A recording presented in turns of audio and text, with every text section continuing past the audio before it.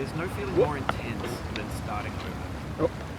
If you deleted your homework the day before it was due, as I have, or if you left your wallet at home, and you have to go back after spending an hour in the commute. If you won some money at the casino, and then put all your winnings on red, but it came up flat. If you got your best shirt dry cleaned before a wedding, and then immediately dropped your food on it.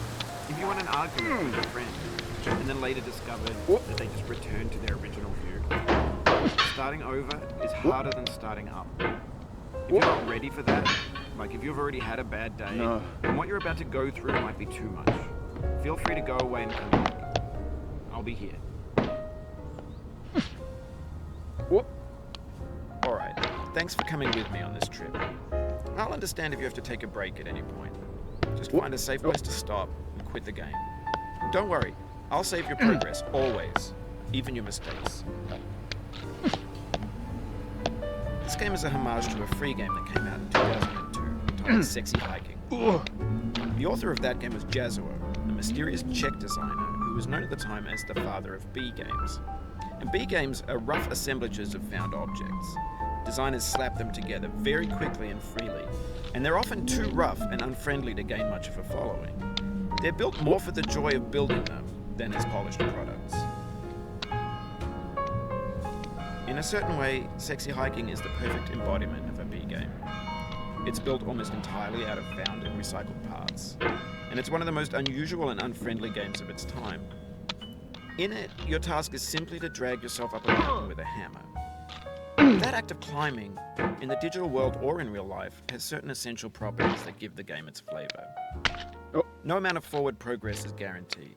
Some cliffs are too sheer or too slippery, and the player is constantly, unremittingly in danger of falling and losing everything.